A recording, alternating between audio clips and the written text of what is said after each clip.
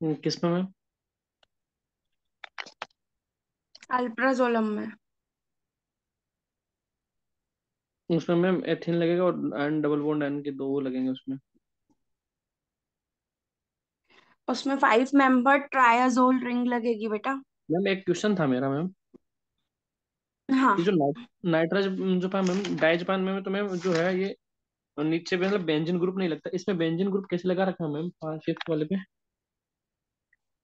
क्योंकि उसकी एक्टिविटी के कारण।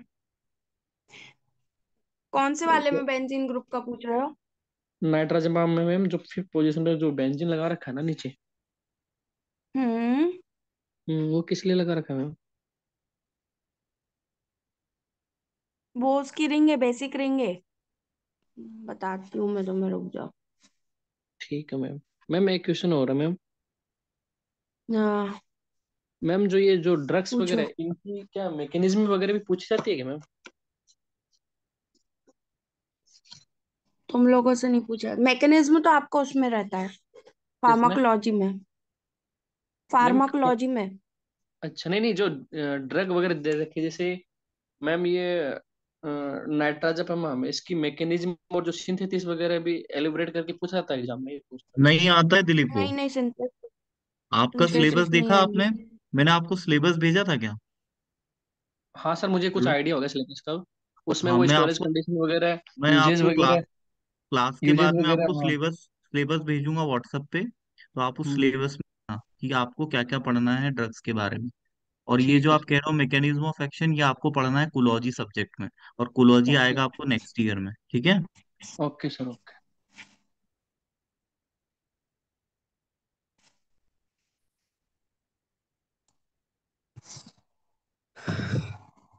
बेटा, फिफ्थ पोजीशन पे वो सेडेटिव हिप्नोटिक एक्टिविटी के लिए फिनाइल लगाया गया है।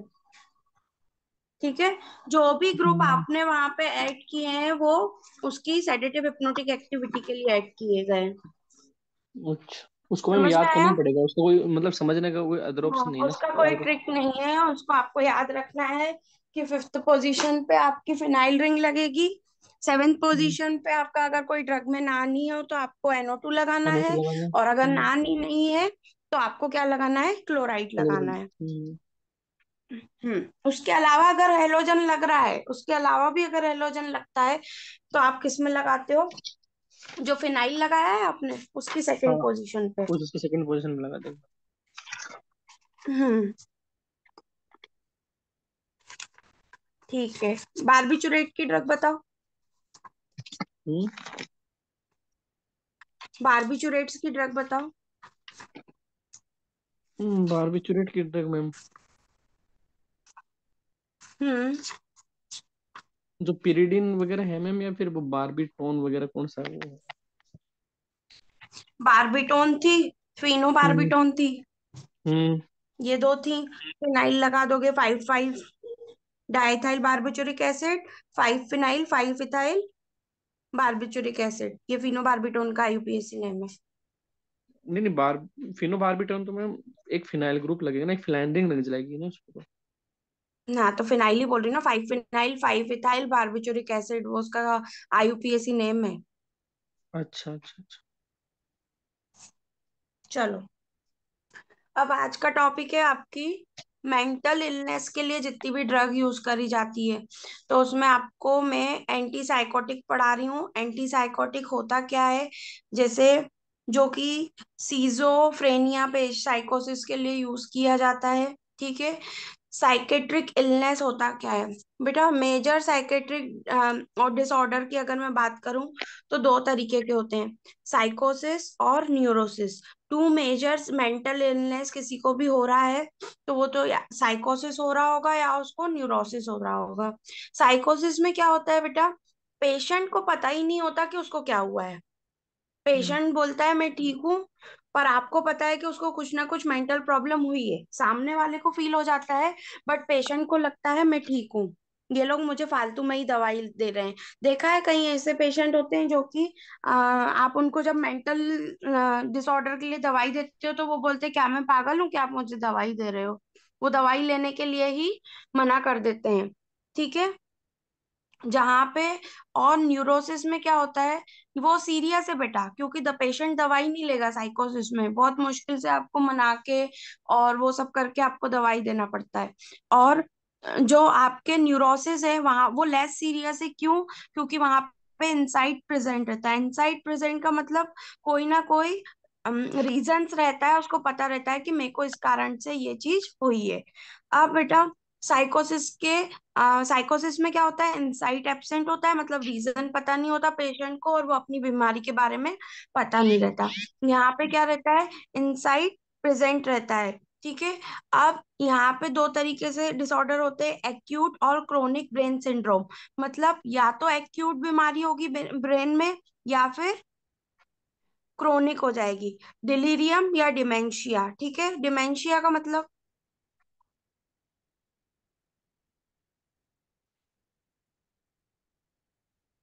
और डिलीरियम का मतलब बताओ।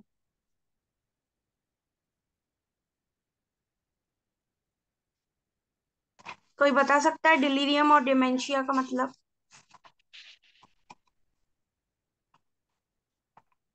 कोई बताएगा? नहीं पता मैम, ये सब नए मतलब नई वर्ड्स डेफिनेशन है। है तो ये याद नहीं है मैम, उसके वर्ड्स भी नहीं है। डेफिनेशन नहीं है बेटा, ये एक टर्म है आपके लिए। हम्म। डिलीरियम और डिमेंशिया, जो कि ब्रेन से ही रिलेटेड बीमारी हैं दोनों ही। मतलब ब्रेन से रिलेटेड, या तो भूलने की बीमारी हो सकती है, या फिर किसी को बहुत बड़ा भ्रम रहता है कि मैं राजा हूँ, वो ऐसा सोचने लगता है। ठीक है। एक तो या तो आपके ब्रेन सिंड्रोम में एक्यूट और क्रोनिक हो सकता है, या फिर दूसरा क्या होता है, फंक्शनल डिसऑर्डर। फंक्शनल डिसऑर्डर का मतलब काम करने में दिक्कत होने लगती है। ठीक है। जैसे सीजोफ्रेनिया जो है, सीजोफ्रेनिया में पर्सन प्रॉपर वर्क नहीं कर पाता, पैरानॉइड स्टेट आने लगती है, आधा नींद में रहेगा आधा होश में रहेगा। तीसरा अफेक्टिव डिसऑर्डर, जैसे डिप्रेशन में चला जाए, डिप्रेशन, मेनिया, बाइपोलर डिसऑर्डर, ये सब इसके टाइप हैं। आपको सिर्फ मैं आ, उसका मैं एक ड्रग बताऊंगी, जबकि ये बाइपोलर डिसऑर्डर के लिए भी अलग ड्रग है। पर मैं अभी सिर्फ नॉर्मल एंटी साइकोटिक ड्रग बताऊंगी कि साइकोटिक ड्रग्स होती क्या है। अब वैसे ही न्यूरोसिस, बेटा OCD, obstructive compulsive disorder. Obstructive compulsive disorder का मतलब जैसे किसी को बार बार हाथ धोने की बीमारी, किसी को सफाई करने की बीमारी होती है, ये सब। ठीक है।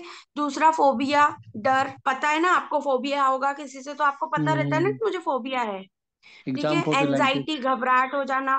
ब्यूलीमिया का मतलब आप खाते रहो खाते रहो, तो मतलब मैं मोटा ना हो जाऊं या मैं बहुत पतला हूं, ये सब होना। ठीक है, ये एक साइकेट्रिक डिसऑर्डर्स है। फिर उसके बाद एंटी साइकोटिक ड्रग्स क्या होंगी, तो वही एंटी साइकोटिक ड्रग जो कि आप इनके ट्रीटमेंट के लिए यूज करोगे, वही एंटी साइकोटिक ड्रग्स कहलाएंगी। अब बेटा एक साइंटिस्ट थे, उनके अकॉर्डिंग क्या था, साइकोसिस होता क्या है उनके अकॉर्डिंग, साइकोसिस क्या है, दिमाग का बुखार है। एक सीरियस है बट नॉन स्पेसिफिक इंडिकेटर है। मतलब एक सीरियस बीमारी है बट अच्छा, मतलब एकदम से पता नहीं चलता कि कुछ हुआ है। सीरियस है बट नॉन इंडिकेटर है। आपको पता चलता है क्या? आपको डर कब लग रहा है, आपको भूख कब लग रही है, आप अनकंट्रोल कब खा रहे हो, आपको किससे एंजाइटी हो रही है, तो ये क्या रहता है, आपको कोई इंडिकेटर नहीं होता है इस चीज का।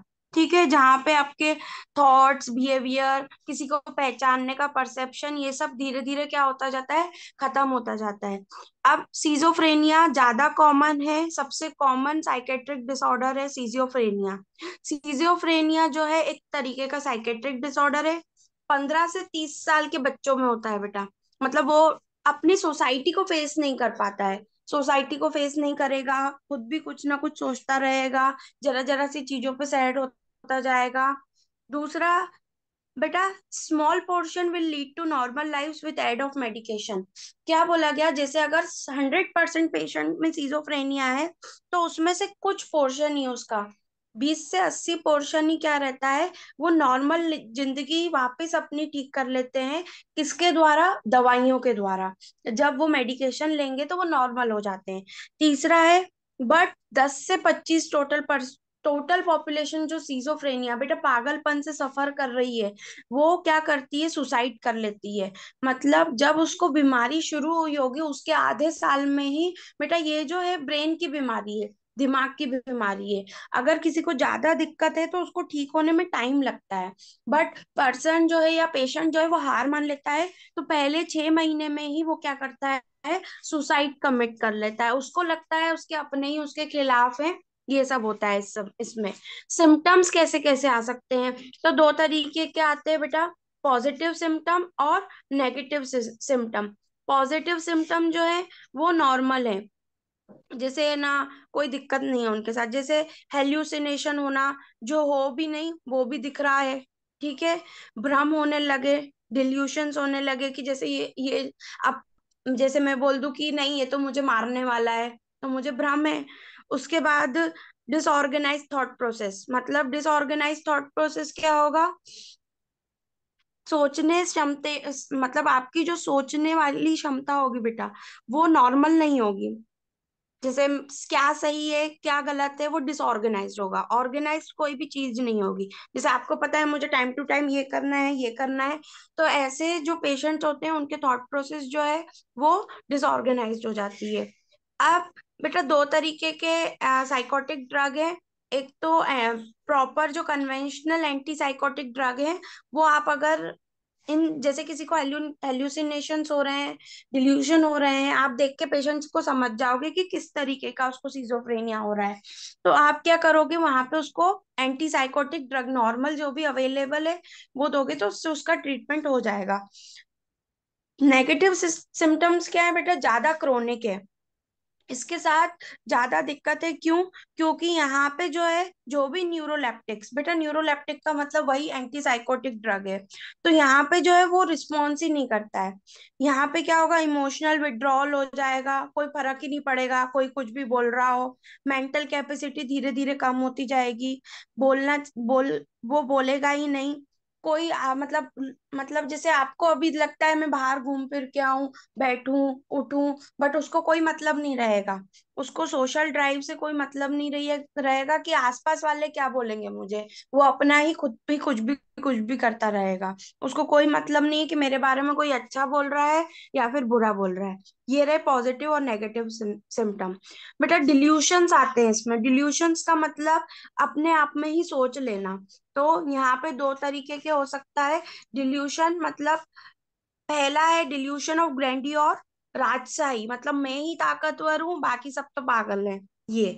दूसरा डिल्यूशन ऑफ परसिक्यूशन, मतलब परसिक्यूशन का मतलब कि लोग मेरे खिलाफ हैं, मतलब उसको लगने लगता है कि जितने भी मेरे घर वाले हैं या मेरे आसपास के लोग हैं वो सब मेरे खिलाफ हैं। तो दो तरीके के डिल्यूशंस हो सकते हैं, डिल्यूशंस ऑफ ग्रैंडियोर और डिल्यूशन ऑफ परक्यूशंस। ये आपका है मेंटल इलनेस का एंटी साइकोटिक का इंट्रोडक्शन। आपको बताना है कि दो मेजर तरीके के साइकेट्रिक डिसऑर्डर है, साइकोसिस और न्यूरोसिस। साइकोसिस में पेशेंट को पता ही नहीं होता कि मुझे कोई बीमारी है और वो दवाई लेने को मना कर देता है।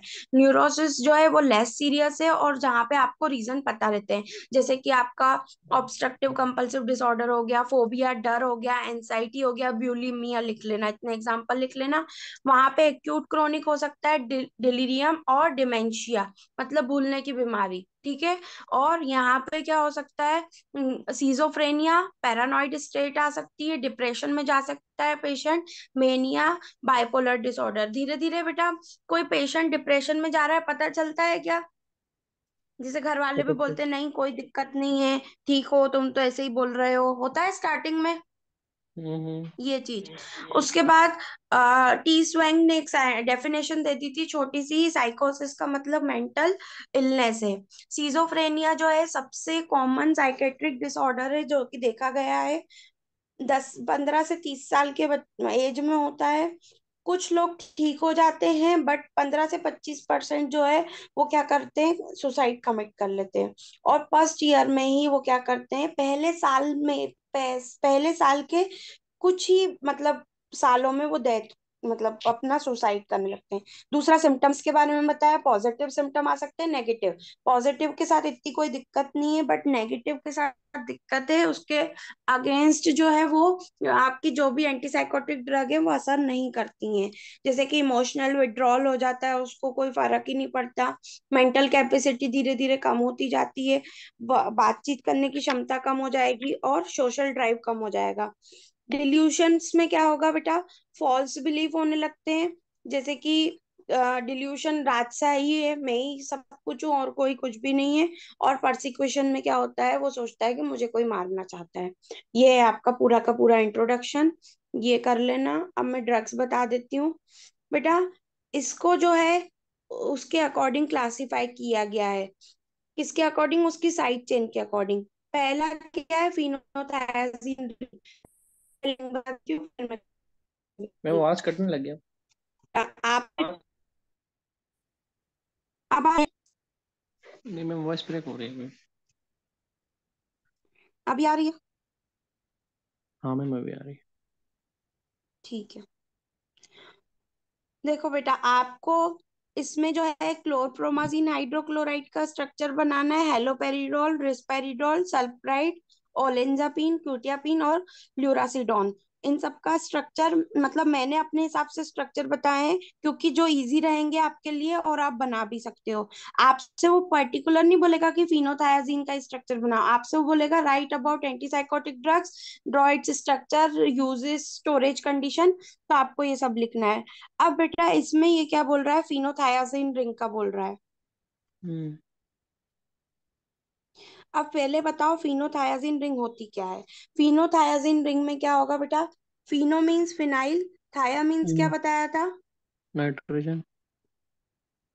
थाया ना मीन्स क्या मैडम, बताया था, सल्फर सल्फर सल्फर। एजा मीन्स क्या बताया था। एजम नाइट्रोजन। अब प्रायोरिटी ऑर्डर किसको दोगे, पहली नंबरिंग किसको दोगे। पहले। मैंने बताया था कि अगर ये तीनों हो तो पहली ऑक्सीजन को दोगे, ऑक्सीजन, दूसरी सल्फर, इसको दोगे, नाइट्रोजन। तीसरी नाइट्रोजन। अभी यहाँ पे तो पहली हाँ, नंबरिंग ऑक्सीजन, पहले सल्फर। किसको दोगे, ऑक्सीजन को। पहली सल्फर, पहली सल्फर को आनी चाहिए बेटा, यहाँ पे तो ऑक्सीजन है ही नहीं। तो पहला नंबर मतलब सबसे कम हम्म। नंबर किसके पास जाना चाहिए। जैसे अगर मैं बोलूँ पांचवा नंबर है, तो पांचवा इसको मिलेगा, फिर आगे के नंबर इसको मिलेगा। पहले से शुरू कर रहे हो तो पहला नंबर इसको मिलेगा, फिर आगे का इसको मिलेगा। नंबरिंग सबसे कम इसको जाएगी, फिर बढ़ते हुए इसको जाएगी। ठीक है। हम्म। अब यहाँ पे आपको क्या करना है, फिनोथायाजीन आपको ये रिंग बनानी है। ये आपकी है 3 मेंबर्ड रिंग, ठीक है, 3 बेंजीन रिंग बनानी है। और सेंटर वाले पे ही आपको सल्फर और नाइट्रोजन ऐड करना है। ठीक है। सेंटर पे क्यों मैम? ये फिनोथायाजीन रिंग है पूरी की पूरी, बेंजीन बनाओगे, ठीक है। हम्म। दूसरी वाली बेंजीन पे सल्फर और नाइट्रोजन ऐड कर दोगे, और यहाँ पे लास्ट में एक और बेंजीन रिंग बना दोगे। नंबरिंग इस वाली बेंजीन से शुरू करोगे, 1 2 3 4, लाइन से नंबरिंग कर दोगे, 5 6, ये 7 और ये 8 और ये 9। सबसे लास्ट में बेटा सब कम नंबर मैंने किसको दिया, सल्फर नाइट्रोजन। को, ठीक है। अच्छा। और फिर नाइट्रोजन को नंबर दिया। तो ये आपकी है फिनोथायाजीन रिंग, ठीक है। तो फिनोथायाजीन रिंग में आपको क्या करना है, सेकंड पोजीशन पे आपको क्लोराइड क्लोरीड, यहाँ पे आपको क्लोराइड ऐड करना है, इलेक्ट्रॉन विड्रॉइंग ग्रुप ऐड करना है। और यहाँ पे जो है बेटा 3 कार्बन वाला कंपाउंड लिखना है, मतलब 3 कार्बन मतलब CH2 CH2 CH2, ठीक है, ये 3 कार्बन हो गए। फिर उसके बाद एक और नाइट्रोजन लगाओगे। और नाइट्रोजन 3 कार्बन अगर लगाते हो यहाँ पे, 2 कार्बन के बीच में, मतलब सॉरी 2 नाइट्रोजन के बीच में 3 कार्बन लगाते हो तो बहुत अच्छी एक्टिविटी आएगी। कौन सी एक्टिविटी चाहिए आपको, इस ड्रग में कौन सी एक्टिविटी चाहिए। इलेक्ट्रॉन विड्रॉइंग एक्टिविटी क्या मैम? नहीं, कौन सी ड्रग पढ़ रहे हो। ये तो वो। फेनोथाइसिन। हम्म। बेटा एंटी साइकोटिक एक्टिविटी चाहिए रहेगी ना आपको, साइकोसिस के हम्म। ट्रीटमेंट के लिए। तो अगर मैं हम्म। यहाँ बोल रही हूँ कि 3 कार्बन हो 2 नाइट्रोजन के बीच में, तो मैक्सिमम एक्टिविटी मिलेगी। तो कौन सी मैक्सिमम एक्टिविटी मिलेगी, काय की मैक्सिमम एक्टिविटी मिलेगी, साइकोटिक एक्टिविटी मैक्सिमम मिलेगी, समझ में आया। हम्म। और यहाँ पे जो है, ये जो एन के बाद है यहाँ पे आपको आपको क्या लगाना है, CH3 और CH3, जो भी अब मैं रिंग बताऊंगी। इसके अलावा कुछ भी लगेगा तो वो रिंग में बताऊंगी। अगर ये दोनों CH3 लगे तो आप क्या बोलोगे, यहाँ पे कौन सा लगा हुआ है, एलिफेटिक अमीन्स। इसका नाम क्या हो जाएगा बेटा, एलिफेटिक अमीन्स। एलिफेटिक क्यों बोला गया, अमीन तो इसलिए बोला गया, एन का मतलब क्या होता है, अमीनो, ठीक है। और अंडरस्टूड। एलिफेटिक, एलिफेटिक का मतलब बेटा ये जो बेंजीन रिंग है ये क्या है, एरोमेटिक। बट यहाँ पे आपको रिंग दिख रही है क्या कहीं पे भी दोनों में, CH3 में, नहीं।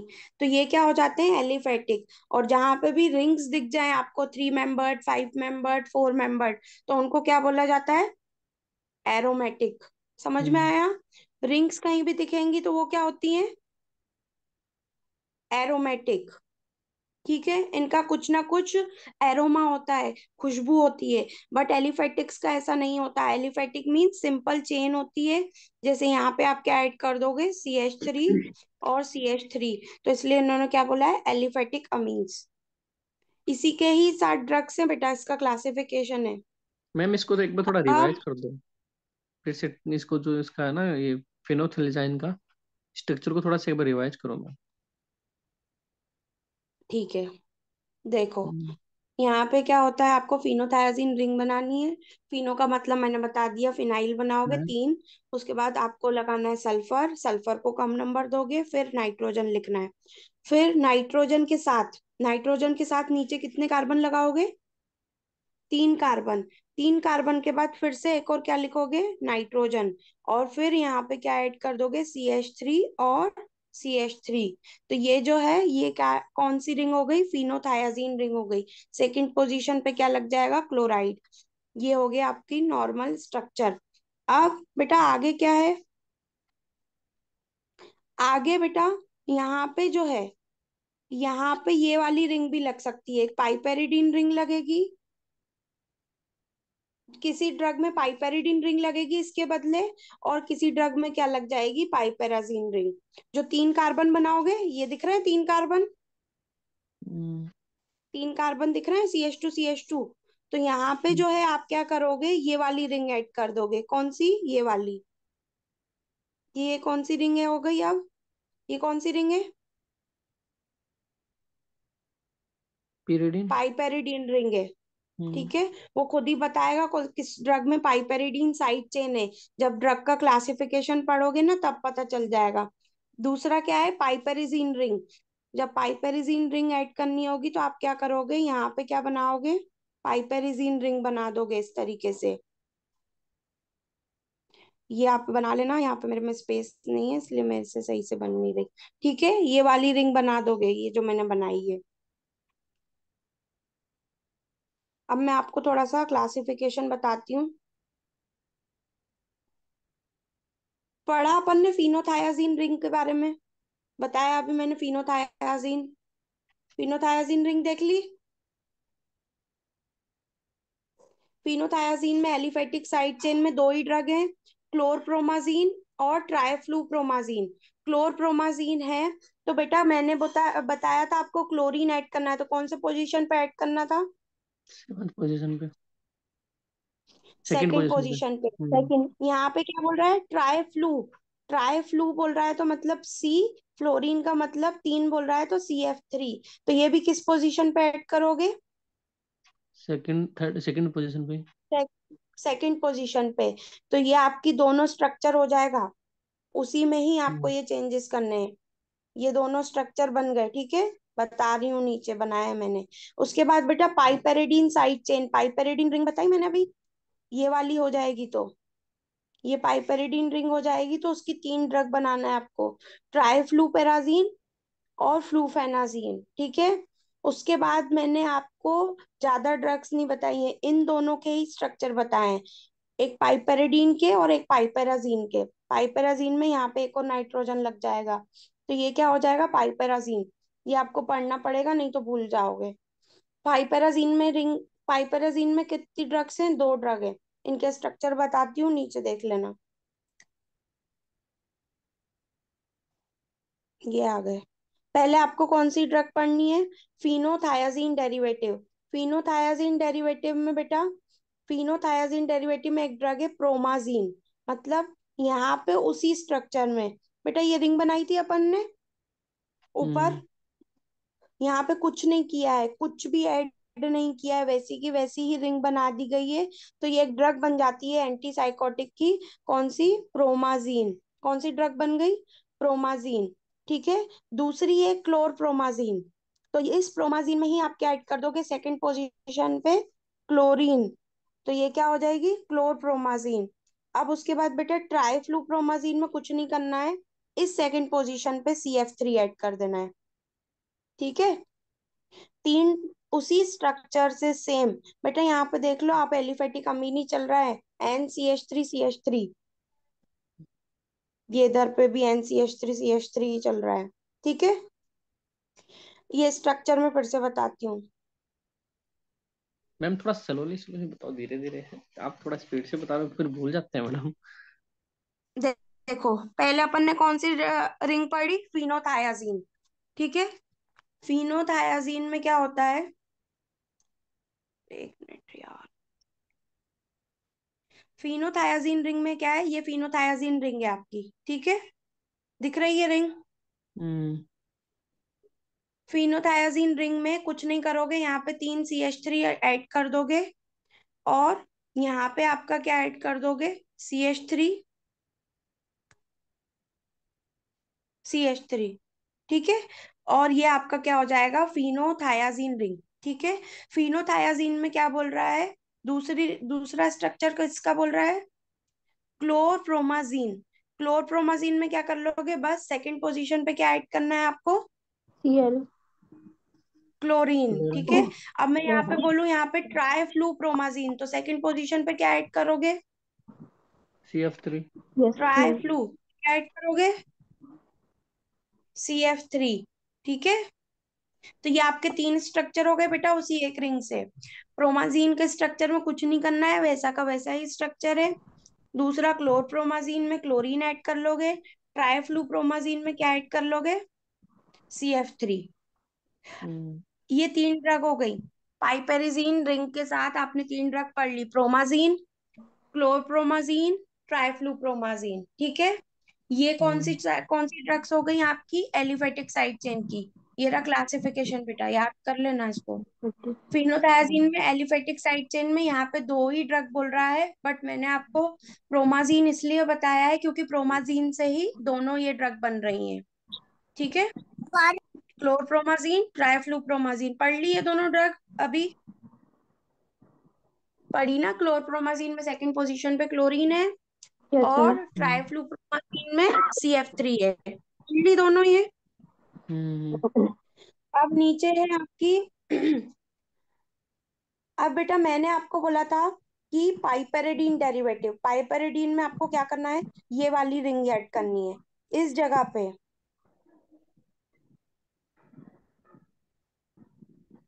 ये जो है ना, जहाँ पे नाइट्रोजन है, इस जगह पे आपको क्या ऐड करना है? ये वाली रिंग ऐड करनी है। दिख रही है? ये ऐड हो गई। दिख रही है? हम्म पहला कार्बन, दूसरा कार्बन, ये बेंजीन का तीसरा कार्बन, और ये रिंग का नाम क्या है? पाइपेरिडीन। तो इसको क्या बोला जाता है? पाइपेरिडीन के डेरिवेटिव। मतलब उससे क्या बन रहा है? तो पाइपेरिडीन के डेरिवेटिव में पहली पहली क्या है बेटा ड्रग? मीजोरिडाजीन। ठीक है। और थायोरिडाजीन। मीजोरिडाजीन बेटा कहीं पे भी मैं आ जाए तो मैं का मतलब क्या होगा? मिथाइल। और सो का मतलब क्या ऐड कर दोगे वहां पे? ओ। ठीक है। तो यहाँ पे क्या हो जाएगा? CH3O। ये हो गया मेजोरिडाजिन का स्ट्रक्चर। थायो का मतलब क्या बताया था? सल्फर। तो यहाँ पे जो है, यहाँ पे क्या लग जाएगा? CH3S। ये हो जाएगा थायोरिडाजिन का स्ट्रक्चर। और यहाँ पे लास्ट में याद रखना आपको क्या ऐड करना है? पाइपेरिडीन। ये पाइपेरिडीन रिंग बना लेनी है। अब यहाँ पे एलिफेटिक साइड चेन नहीं आएगा, यहाँ पे क्या आ जाएगा? Aromatic side chain. Aromatic side chain में भी कौन सी रिंग है? पाइपेरिडीन रिंग। ये पाइपेरिडीन रिंग है जहाँ पे आपको CH3, फिर यहाँ से एक कम किया तो यहाँ पे लग गया CH3। ये आपको देखने पड़ेंगे स्ट्रक्चर्स। अब बेटा फिर मैंने आपको बताया था पाइपेरेजीन। पाइपेरेजीन बताया था जिसमें दो नाइट्रोजन आ जाएगा, ये वाली रिंग बताई थी। हम्म ये जो दो नाइट वाली है ना। हम्म। अब लास्ट में क्या आ जाएगा यहाँ पे, पाइपेराजीन। ये दिख रहा है, इसमें यस आपको मैम। पता चल जाएगा पीछे से। प्रोक्लोरपेराजीन दिख रहा है आपको, ठीक है। यहाँ से पता चल रहा है आपको कौन सी रिंग बनानी है लास्ट में, पैराजीन, है ना। तो यहाँ पे देखो कुछ नहीं बेटा, यहाँ पे क्या बोल रहा है, प्रोक्लोरपेराजीन, तो आपको सेकंड पोजीशन पे यहाँ पे क्या ऐड करना है, क्लोरीन। और यहाँ पे क्या ऐड कर लोगे, ट्राइफ्लूपैराजीन, बट रिंग कौन सी होगी, पैराजीन रिंग होगी। ये रही।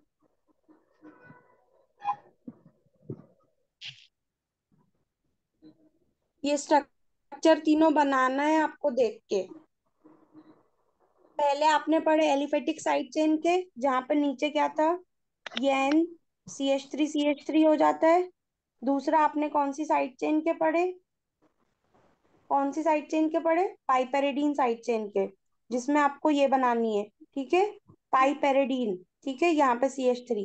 और फिर आपने कौन सा पढ़ा, पाइपेरेजीन साइड चेन के। तो पाइपेरेजीन में क्या हो जाता है, दो नाइट्रोजन आ जाते हैं, ठीक है, ये पाइपेरेजीन, ये हो जाएगा। इसमें फिर ड्रग्स है, ड्रग्स से ही पता चल जाता है, जैसे ये क्या बोल रहा है आपको, ट्राइफ्लू, तो क्या कर दोगे, CF3, ट्राइफ्लू हो गया। और यहाँ पे प्रोक्लोर, तो यहाँ पे क्लोरीन हो गया। ये क्या बोल रहा है, थायो, तो थायो मीन CH3S।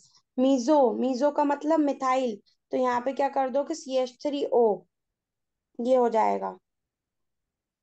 ये हो गई आपकी ड्रग्स इंट्रोडक्शन और क्लासिफिकेशन। क्लासिफिकेशन में बेटा और ड्रग है, जैसे यहाँ पे क्या बोल रहा है, ये तीन तो मैंने बता दिया। पाइपेरिडीन साइड चेन में थायोरिडाजीन, पाइपेरिडीन साइड चेन में ट्राइफ्लूपेराजीन और फ्लूफेनाजीन, ठीक है। यहाँ पे क्या कर दोगे, फ्लूफेनाजीन में फ्लोरीन ऐड कर दोगे।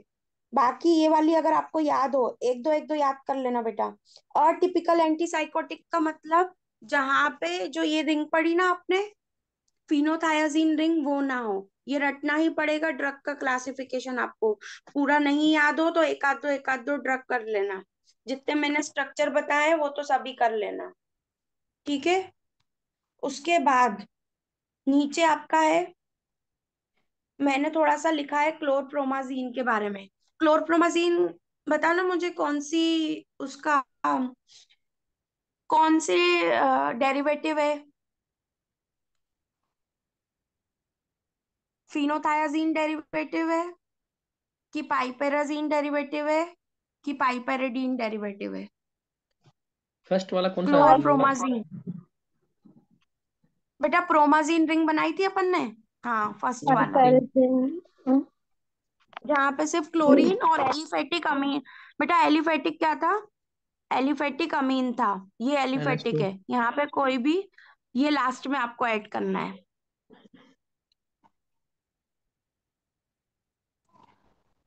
अब इसका मार्केट में अगर आप देखोगे तो ब्रांड नेम क्या है, थोराजीन के नाम से मिल जाएगा, ठीक है। इसका सॉल्यूशन, हाइड्रोक्लोराइड का सॉल्यूशन आता है 100 mg/ml, मतलब 100 mg ड्रग डालोगे पर ml में, 1 ml में कितनी, 100 mg ड्रग होनी चाहिए। तो आपको किस में, can be compounded extemporaneously. Extemporaneously का मतलब ये होता है कि बेटा आपको पानी दे दिया जाएगा और ड्रग दे दिया, कभी कभी देखा है पाउडर ड्रग मिल जाती है और आपको डिस्टिल्ड वाटर दिया जाता है कि इसमें मिला हम्म। लेना, दिया जाता है ना ना। मैम छोटे बच्चों एक के लिए। ओरा स्वीट कर, हाँ छोटे बच्चों के लिए दिया जाता ना मैम, एक डिस्टिल वाटर टाइप का हाँ, छोटे साथ में। बच्चों के लिए दिया जाता है, पर ये भी जो है क्लोरप्रोमाजीन हाइड्रोक्लोराइड का सॉल्यूशन जो है वो आप बना लेते हो एक्स्ट्रापोरेनियसली, का मतलब आपको कोई एडवांस प्रिपरेशन की जरूरत नहीं पड़ती है, कोई स्पेशल एडवांस प्रिपरेशन की जरूरत नहीं पड़ती है, आप घर में खुद ही कर लेते हो। यहाँ पे कोई है क्या, आपने क्या लिया, जो पाउडर मिला है आपको, वो आपने किसमें, ओरा स्वीट एक आता है मतलब शुगर सॉल्यूशन, उसमें डाल देते हो। तो ये पाउडर जब आप ये बना लेते हो, तो ये जो है रिजल्टिंग प्रोडक्ट है वो स्टेबल कितने के लिए रहता है, 3 मंथ के लिए। बेटा देखा है डार्क कलर की बोतल आती है, थोड़ी सी हम्म। ब्राउनिश डार्क ब्राउन कलर की बॉटल्स रहती हैं, हाँ हाँ आती है मैम। ठीक है, उनको क्या बोला जाता है, एम्बर प्लास्टिक बॉटल या एम्बर हाँ। Coloured bottle. वो इसलिए हम्म। क्यों बनाया जाता है, डार्क अट्रैक्टिव के कलर? लिए। किससे प्रोटेक्ट करना है? अल्ट्रावायलेट रेस में। हाँ, सनलाइट से प्रोटेक्ट करने के लिए उनको बनाया हम्म। जाता है। तो या तो आप इसको 3 मंथ तक, जब आपने इसको रखा स्टोरेज, मतलब बना लिया आपने सॉल्यूशन, तो 3 मंथ तक स्टोर कर सकते हो, या फिर रेफ्रिजरेशन में भी रख सकते हो, या फिर रूम टेम्परेचर पे भी। उसकी हो सकता है एक्सपायरी डेट ज्यादा हो, बट अगर आपने एक बार सॉल्यूशन बना लिया तो आपको विद इन 3 मंथ्स में उसको क्या करना है, खत्म करना है। उसके पर मैम बाद बेटा कई जो नेक्स्ट, ड्रग्स होते हैं मैम वो 1 वीक के लिए भी रहते हैं बच्चों के लिए, ऐसा क्यों मैम? क्योंकि उसका जो एक्टिव कंस्टिट्यूएंट होता है, मतलब जब जो उसको असर करना रहता है वो खत्म हो जाता है उसका, और वो साइड इफेक्ट देना शुरू कर देती है। जी मैम, ओके। समझ में आया? हाँ उसके मैम। बाद है आपका हेलोपेरिडोल, भी एक ड्रग है। हेलोपेरिडोल का मार्केटेड प्रोडक्ट क्या है, हेल्डोल, और उसको किस स्टोरेज कंडीशन क्या है, 20 to 25 डिग्री सेल्सियस। अब बेटा आप एक काम करना, नेट पे जितने भी मेरा एक रिक्वेस्ट है कि खुद से ये आपको मिल जाएगा सब कुछ, स्टोरेज कंडीशन। अगर नहीं समझ में आता है तो मुझसे पूछ लेना। ये मैंने दो की जैसे लिखी है, स्टोरेज कंडीशन या स्टोर कैसे करते हैं। बाकी अगर आपको मिल जाए तो कोई बात नहीं, नहीं मिले तो मैं तो एक दो की लिखवाऊंगी इसे ही। बाकी अगर आपको कंटेंट बढ़ाना है तो आप खुद से भी कितनी भी ड्रग्स का लिख सकते हो। जैसे मैंने ये लिखा है ना, स्टोरेज कंडीशन और उसका ब्रांड नेम क्या है, ये आपको सब कुछ मिल जाएगा नेट पे। ये ठीक है। आपका एंटीसाइकोटिक हो गया है। एंटीसाइकोटिक का मैंने इंट्रोडक्शन बताया है, क्लासिफिकेशन बताया है। क्लासिफिकेशन उसके बाद ड्रग्स मैंने के लिए। उसके थोड़े बहुत एक दो ड्रग्स के बारे में बताया है। साइकोसिस क्या है, कोशिश। मेंटल इलनेस, ठीक है, मेंटल डिसऑर्डर, ये साइकोसिस। साइकोसिस और न्यूरोसिस में क्या डिफरेंस है, साइकोसिस और न्यूरोसिस में क्या साइकोसिस में मैम ये डिफरेंस है? रहता है कि कोई की मेरे को कोई दवाई दे रहा है, क्यों दे रहा है इसके पीछे और सिस्कोसिस में मैम मतलब कुछ डिजीज की वजह से दिया जाता है उसको, कुछ मेंटल डिसऑर्डर के लिए। नहीं, न्यूरोसिस में क्या होता है, उसको पता रहता है कि मुझे इससे डर है और इससे नहीं है। और हम्म। साइकोसिस में क्या होता है, उसको रीजन ही नहीं पता होता कि मुझे क्यों दवाई दी जा रही है, उसको कोई भी उसको वो लेने के लिए मना कर देता है, ठीक है। फिर सिम्टम्स लिख लेना अपने हिसाब से, डिल्यूशंस लिख लेना। डिल्यूशंस दो तरीके के हो सकते हैं, या तो वो समझने लगने अपने आप को राजा, या फिर वो समझने लगे कि मुझे कोई मार रहा है। ये दो तरीके के डिल्यूशंस होते हैं। हम्म। इतना ये इसका कंप्लीट कर लेना, बाकी मैं नेक्स्ट क्लास में, मतलब ये वाला टॉपिक हो गया है आपका, बाकी मैं नेक्स्ट क्लास में दूसरा जो भी मेरे को टॉपिक कंटिन्यू करना होगा वो मैं बता दूंगी, ठीक है। मैं लाइन से ही चल रही हूँ अभी तो, देख लेना हम्म। आप थोड़ा सा ठीक है सिलेबस में मैम। कि कैसा क्या है, सिलेबस खोल के हम्म। एक बार। ठीक है मैम। ये वाला टॉपिक ड्रग्स कुछ मत करना, बस स्ट्रक्चर बना लेना, कुछ भी नहीं करना। स्ट्रक्चर और क्लासिफिकेशन, ये दो चीज तो आपको पढ़ना ही है अभी, ठीक। अभी के लिए। जिस दिन मैं जो टॉपिक पढ़ाऊं उसका स्ट्रक्चर और उसका क्लासिफिकेशन, ये दो चीज कर लिया करो, नहीं तो भूल जाओगे। ठीक है मैम। मैम ठीक ये है, ड्रग के कुछ साइड इफेक्ट भी रहते हैं क्या? क्यों नहीं होंगे? कोई भी, तुम तो जरा नॉर्मल पैरासीटामोल ले लो, उसके भी साइड इफेक्ट होते हैं। यस। होते हैं कि नहीं होते पैरासीटामोल के साइड इफेक्ट?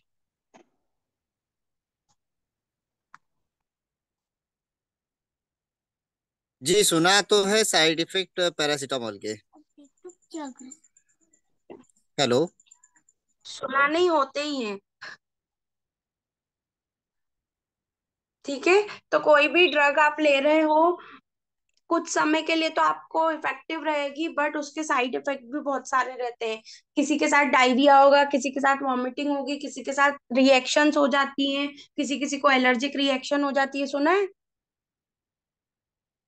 ठीक है। जी मैम। तो बेटा हर ड्रग का अलग अलग साइड इफेक्ट है।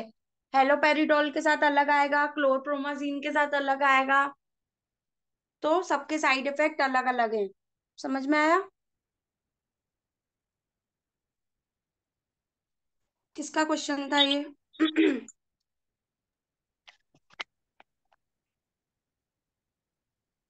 किसका क्वेश्चन था ये? मैंने पूछा था मैम। हाँ, समझ में आ गया, सबके साथ हाँ। साइड इफेक्ट अवेलेबल है। और हर ड्रग के साथ अलग अलग साइड इफेक्ट भी आ सकता है। जरूरी नहीं है कि आप एक क्लास की ड्रग पढ़ रहे हो तो एक ही साइड इफेक्ट आएगा। किसी के साथ कुछ साइड इफेक्ट होगा, किसी के साथ कोई साइड इफेक्ट होगा। ठीक है, लिखवा दूंगी मैं एक दो इसके साइड इफेक्ट भी, अगर आपको चाहिए तो। ठीक है मैम। क्लास एंड कर रही हूँ मैं, है ना। Thank you ma'am, good night. इसको पढ़ के रखना, नहीं पढ़ोगे तो भूल जाओगे स्ट्रक्चर। फिनोथायाजीन रिंग है, फिनोथायाजीन में एलिफेटिक जो आपको अमीन बताया मैंने वो ऐड करोगे। फिर दूसरा पाइपेराजीन और पाइपेरिडीन, ये दो रिंग के साथ तीन तीन दो दो स्ट्रक्चर बनवाए मैंने, वो बना लेना और क्लासिफिकेशन पूरा याद कर लेना। थोड़ा बहुत बता ही देना मेरे को। टिपिकल एंटीसाइकोटिक में रिस्पेरिडोन, ये सब हैं ड्रग्स। पूछूंगी मैं सारा क्लासिफिकेशन, फिर आगे स्टार्ट करूंगी क्लास। ठीक है। जी मैम।